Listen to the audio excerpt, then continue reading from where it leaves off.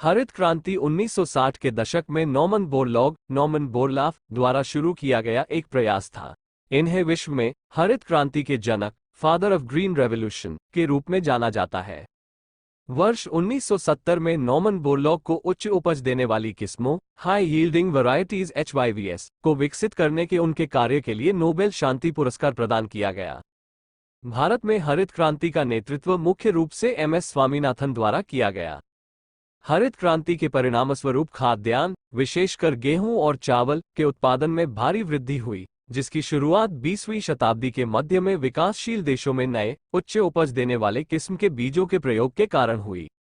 इसकी प्रारंभिक सफलता मैक्सिको और भारतीय उपमहाद्वीप में देखी गई।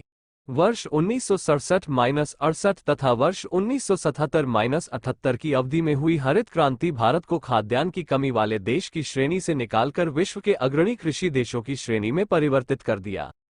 हरित क्रांति के उद्देश्य लघु अवधि के लिए दूसरी पंचवर्षीय योजना के दौरान भारत में भुखमरी की समस्या को दूर करने हेतु हरित क्रांति शुरू की गई थी।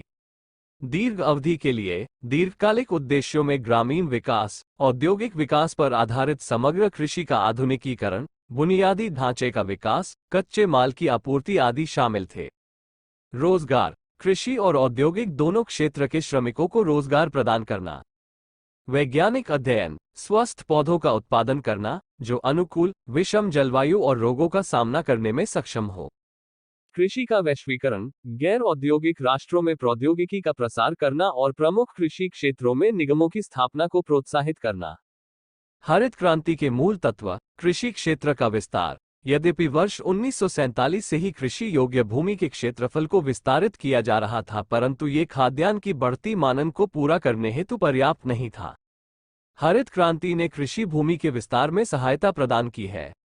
दोहरी फसल प्रणाली। दोहरी फसल हरित क्रांति की एक प्राथमिक विशेषता थी। इसके तहत वर्ष में एक के बजाय 2 फसल प्राप्त करने का निर्णय लिया गया। प्रतिवर्ष एक फसल को प्राप्त करना इस तथ्य पर आधारित था कि बरसात का मौसम वर्ष में केवल एक बार ही आता है। हरित क्रांति के दूसरे चरण में जल की आपूर्ति के लिए बड़ी सिंचाई परियोजनाएं शुरू की गई, बांधों का निर्माण किया गया और अन्य सरल सिंचाई तकनीकों को भी अपनाया गया। उन्नत आनुवंशिकी बीजों का उपयोग, श्रेष्ठ आनुवंशिकी सुपीरियर जेनेटिक्स बीजों का उपयोग करना हरित क्रांति का वैज्ञानिक पहलू था।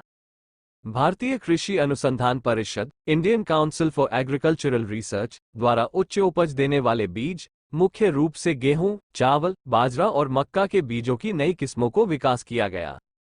क्रांति में शामिल महत्वपूर्ण फसलें, मुख्य फसलें गेहूं, चावल, ज्वार, बाजरा और मक्का। गैर खाद्यान्नों फसलों को नई रणनीति के दायरे से बाहर रखा गया था। गेहूं कई वर्षों तक हरित क्रांति का मुख्य आधार बना रही। भारत में हरित क्रांति की पृष्ठभूमि 1943 में भारत विश्व में सबसे अधिक खाद्य संकट से पीड़ित देश था। बंगाल में अकाल के कारण पूर्वी भारत में लगभग 4 मिलियन लोग भूख के कारण मारे गए थे।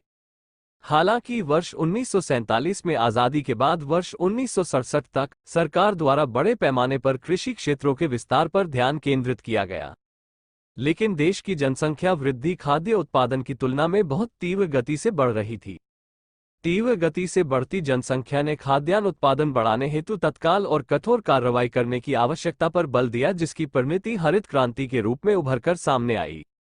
भारत में हरित क्रांति उस अवधि को संदर्भित करती है जब भारतीय कृषि अधिक उपज देने वाले बीज की किस्मों, ट्रैक्टर, सिंचाई सुविधाओं, कीटनाशकों और उर्वरकों के उपयोग जैसे आधुनिक तरीकों एवं प्रौद्योगिकियों को अपनाने के कारण एक औद्योगिक प्रणाली में परिवर्तित हो गई थी। इसे भारत सरकार और अमेरिका की फोर्ड एंड रॉकफेलर फाउंडेशन द्वारा वित्तपोषित किया गया था।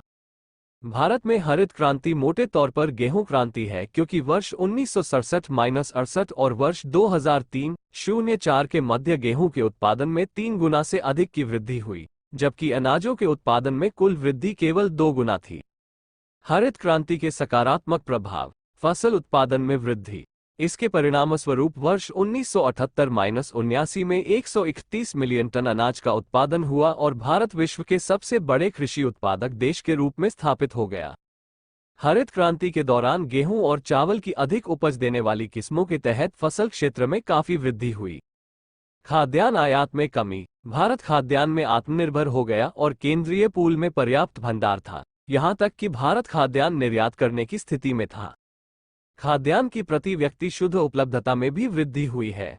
किसानों को लाभ। हरित क्रांति की शुरुआत से किसानों की आय के स्तर में बढ़ोतरी हुई। कृषि उत्पादकता में सुधार हेतु किसानों द्वारा अपनी अधिशेष आय का पुनः निवेश किया गया।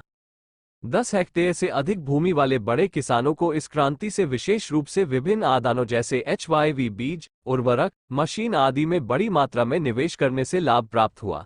इसने पूंजीवादी कृषि कैपिटलिस्ट फार्मिंग को भी बढ़ावा दिया। औद्योगिक विकास। हरित क्रांति ने बड़े पैमाने पर कृषि मशीनीकरण को बढ़ावा दिया, जिससे tractor, harvester, thresher, combine, diesel engine, electric motor, pumping set इत्यादि विभिन्न प्रकार की मशीनों की मांग उत्पन्न हुई। इसके अलावा रासायनिक उर्वरकों, कीटनाशकों, खरपतवारनाशी आदि की मांग में भी काफी वृद्धि हुई है। कृषि आधारित उद्योगों के रूप में पहचाने जाने वाले विभिन्न उद्योगों में कई कृषि उत्पादों का उपयोग कच्चे माल के रूप में भी किया जाता था। ग्रामीण रोजगार। बहुफसली और उर्वरकों के उपयोग के कारण श्रम बल की मांग में उल्लेखनीय वृद्धि हुई। हरित क्रांति से न केवल कृषि श्रमिकों हेतु बल्कि औद्योगिक श्रमिकों के लिए भी कारखानों और पनबिजली स्टेशनों से संबंधित सुविधाओं का निर्माण होने से रोजगार के विभिन्न अवसर निर्मित हुए। हरित क्रांति के नकारात्मक प्रभाव। गैर खाद्य अनाज शामिल नहीं। हालांकि गेहूं, चावल, ज्वार, बाजरा और मक्का सहित सभी खाद्यान्न का उत्पादन क्रांति स्तर पर हुआ, परंतु अन्य फसलों जैसे मोटे अनाज, दलहन और तिलहन को हरित क्रांति के दायरे से बाहर रखा गया था। कपास, जूट, चाय और गन्ना जैसी प्रमुख व्यावसायिक फसलें भी हरित क्रांति से लगभग अछूती रहीं। HYVP का सीमित कवरेज। अधिक उपज देने वाला किस्म कार्यक्रम high yielding variety program HYVP केवल 5 फसलों गेहूं, चावल, ज्वार, बाजरा और मक्का तक ही सीमित था। इसलिए गैर खाद्यान्नों को नई रणनीति के दायरे से बाहर रखा गया। गैर खाद्य फसलों में HYV बीज या तो अभी तक विकसित नहीं हुए थे या किसान उनके प्रयोग हेतु जोखिम उठाने हेतु तैयार नहीं थे। क्षेत्रीय असमानताएं। हरित क्रांति प्रौद्योगिकी ने अंतर क्षेत्रीय और अंतरक्षेत्रीय स्तरों पर आर्थिक विकास में असमानताओं को और अधिक बढ़ाया। हरित क्रांति का प्रभाव अभी तक कुल फसली क्षेत्र के 40% पर ही दिखा है। 60% क्षेत्र अभी भी इससे अछूता है। इसका सबसे अधिक प्रभाव उत्तर में पंजाब, हरियाणा और पश्चिमी उत्तर प्रदेश और दक्षिण में आंध्र प्रदेश एवं तमिलनाडु में है। इसका प्रभाव असम, बिहार, पश्चिम बंगाल और ओडिशा सहित पूर्वी क्षेत्र तथा पश्चिमी एवं दक्षिणी भारत के शुष्क और अर्ध शुष्क क्षेत्रों में शायद ही हुआ हो। हरित क्रांति ने केवल उन्हीं क्षेत्रों को प्रभावित किया जो पहले से ही कृषि की दृष्टि से बेहतर स्थिति में थे। इस प्रकार हरित क्रांति के परिणामस्वरूप क्षेत्रीय असमानता की समस्या और बढ़ गई है। रसायनों का अत्यधिक उपयोग। हरित क्रांति के परिणामस्वरूप उन्नत सिंचाई परियोजनाओं और फसल किस्मों हेतु कीटनाशकों और सिंथेटिक नाइट्रोजन उर्वरकों का बड़े पैमाने पर उपयोग हुआ। कीटनाशकों के गहन उपयोग से जुड़े उच्च जोखिम के बारे में किसानों को शिक्षित करने हेतु कोई प्रयास नहीं किया गया। आमतौर पर अप्रशिक्षित खेतिहर मजदूरों द्वारा निर्देशों या सावधानियों का पालन किए बिना ही फसलों पर कीटनाशकों का छिड़काव किया जाता था। इससे फसलों को फायदे से ज्यादा नुकसान होता है और यह पर्यावरण और मिट्टी के प्रदूषण का कारण भी बनता है। पानी की खपत। हरित क्रांति में शामिल की गई फसलें जलप्रधान फसलें थीं। इन फसलों में से अधिकांश अनाज, खाद्यान्न थी जिन्हें लगभग 50% जल आपूर्ति की आवश्यकता होती है। नहर प्रणाली की शुरुआत की गई। इसके अलावा सिंचाई पंपों का उपयोग भी बढ़ा, जिसने भूजल के स्तर को और भी नीचे ला दिया। जैसे गन्ना और चावल जैसी अधिक जल आपूर्ति की आवश्यकता वाली फसलों में गहन सिंचाई के कारण भूजल स्तर में गिरावट आई। पंजाब एक प्रमुख गेहूं और चावल की खेती वाला क्षेत्र है, इसलिए ये भारत में सबसे ज्यादा जल की कमी वाले क्षेत्रों में से एक है। मृदा और फसल उत्पादन पर प्रभाव। फसल उत्पादन में वृद्धि सुनिश्चित करने हेतु बार बार एक ही फसल चक्र को अपनाने से मृदा में पोषक तत्वों की कमी हो जाती है। नए प्रकार के बीजों की जरूरतों के हिसाब से किसानों द्वारा उर्वरकों का अधिक उपयोग किया गया। इन क्षारीय रसायनों के उपयोग से मिट्टी के पीएच स्तर में बढ़ोतरी हो गई है। मृदा में जहरीले रसायनों के उपयोग से लाभकारी रोगजनकों बेनिफिशियल पैथोजेंस नष्ट हो गए, जिससे उपज में और गिरावट आई।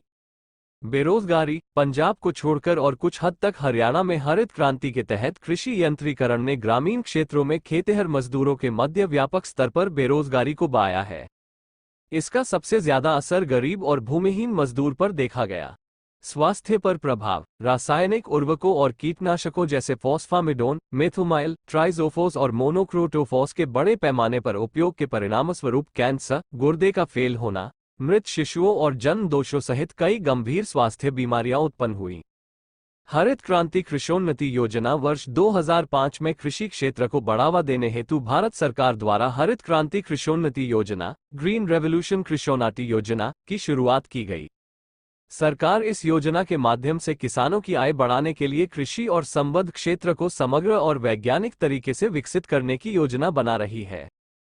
इसमें एक अम्ब्रेला योजना के तहत 11 योजनाएं और मिशन शामिल हैं। एकीकृत बागवानी विकास मिशन MIDH, राष्ट्रीय खाद्य सुरक्षा मिशन NFSM, राष्ट्रीय सतत कृषि मिशन NMSA, कृषि विस्तार का प्रस्तुतिकरण SMAE, बीज और पौधरोपण सामग्री पर उप मिशन SMSP, कृषि मशीनीकरण पर उप मिशन SMAM, पौध संरक्षण एवं पौध संरोधक से संबंधित उप मिशन SMPPQ, कृषि जनगणना, अर्थशास्त्र और सांख्यिकी पर एकीकृत योजना ISACES, कृषि सहयोग पर एकीकृत योजना ISAC, कृषि विपणन पर एकीकृत योजना ISM, कृषि में राष्ट्रीय ई-गवर्नेंस योजना NEGAP, सदाबहार हरित क्रांति। हरित क्रांति द्वारा लाए गए सुधार गहन कृषि के अधीन क्षेत्रों में प्रतिकूल पर्यावरणीय प्रभावों की कीमत पर किए गए। हालांकि जिन क्षेत्रों में जनसंख्या का दबाव अधिक है, वहां अधिक भोजन का उत्पादन करने के अलावा कोई और विकल्प नहीं है। इसलिए भारत में हरित क्रांति के जनक डॉक्टर MS स्वामीनाथन द्वारा सदाबहार क्रांति की आवश्यकता का आह्वान किया गया था। सदाबहार क्रांति के तहत ये परिकल्पना की गई है कि उत्पादकता में वृद्धि केवल उन्हीं उत्पादों की होनी चाहिए जो पर्यावरण की दृष्टि से सुरक्षित, आर्थिक रूप से व्यवहार्य और सामाजिक रूप से टिकाऊ हों। सदाबहार क्रांति में प्रौद्योगिकी विकास और प्रसार में पारिस्थितिक सिद्धांतों का एकीकरण शामिल है। निष्कर्ष कुल मिलाकर हरित क्रांति कई विकासशील देशों, विशेष रूप से भारत के लिए एक बड़ी उपलब्धि थी जो राष्ट्रीय खाद्य सुरक्षा सुनिश्चित करने में सहायक रही। ये कृषि में उस वैज्ञानिक क्रांति के सफल अनुकूलन और हस्तांतरण का प्रतिनिधित्व करती है जिसे औद्योगिक देशों ने पहले ही अपने यहाँ विनियोजित कर लिया था। हालांकि खाद्य सुरक्षा सुनिश्चित करने के अलावा अन्य कारकों पर कम ध्यान दिया गया, जैसे पर्यावरण, गरीब किसान और रसायनों के प्रयोग को लेकर उन्हें जागरूक करना इत्यादि। आगे के मार्ग के रूप में नीति निर्माताओं को गरीबों को अधिक सटीक रूप से लक्षित करना चाहिए ताकि यह सुनिश्चित हो सके कि उन्हें नई प्रौद्योगिकियों से अधिक प्रत्यक्ष लाभ प्राप्त हो और अपनाई गई प्रौद्योगिकियां पर्यावरणीय रूप से अधिक सतत एवं टिकाऊ हों। साथ ही अतीत की गलतियों से सबक लेते हुए ये सुनिश्चित किए जाने की आवश्यकता है कि इस तरह की पहल में सीमित क्षेत्र के बजाय विस्तृत क्षेत्र को शामिल करते हुए सभी को लाभान्वित किया जा सके।